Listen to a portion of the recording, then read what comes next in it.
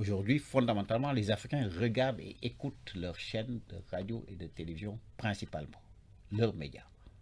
Maintenant, il faut que nous ayons un niveau de qualité qui soit supérieur, parce que beaucoup Qu'est-ce de que vous gens, entendez par qualité? en termes de contenu, en termes de compétences, aujourd'hui, il y a beaucoup de gens, écoutez, je vous donne un exemple. Au Sénégal, vous avez 55 quotidiens. Dans un pays comme le Sénégal, je sais que vous en avez beaucoup plus en Algérie, mais c'est trop. 55 quotidiens, rares sont les pays dans le monde qui ont 55 quotidiens. D'un point de vue économique, d'un point de vue du contenu, etc. Quelquefois, c'est juste une, avec de gros titres, avec des articles qui ne correspondent pas du tout aux titres qui sont énoncés. Donc, il faut absolument inverser cette tendance-là. Et donc, en termes de qualité, c'est ça. Avoir de la véritable compétence et faire le tri entre des gens qui sont aujourd'hui, qui ont fait irruption dans la profession, sans être de véritables journalistes. Ça peut être des blogueurs, ça peut être des leaders d'opinion.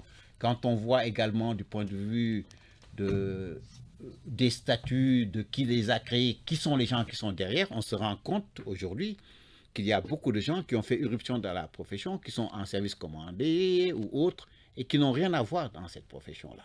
Aujourd'hui, grâce aux réseaux sociaux, grâce à la technologie qui a évolué, le numérique, les facilités qui sont offertes, il y a des pourvoyeurs de contenu, mais à foison. Et cela, effectivement, peut être un handicap dans cette quête de qualité, dans cette quête d'excellence. Du point de vue de la Une régulation, information vraie et vérifiée? absolument. Il faut que ce soit vrai et vérifié. Il faut également qu'il y ait de la formation des acteurs qui sont aujourd'hui dans ce secteur-là. Et l'une des choses aussi, c'est qu'il faut également éviter toute censure inutile.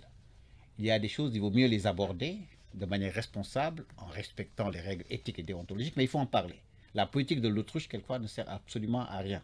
Et c'est ça qui fait le lit d'un peu de tout commentaire, de toute, j'allais dire, extraversion. Et en pensant que lorsque c'est une chaîne occidentale qui le dit, c'est vrai, lorsque c'est la chaîne locale qui le dit, ce n'est pas vrai. Donc il y a une question un peu de crédibilité.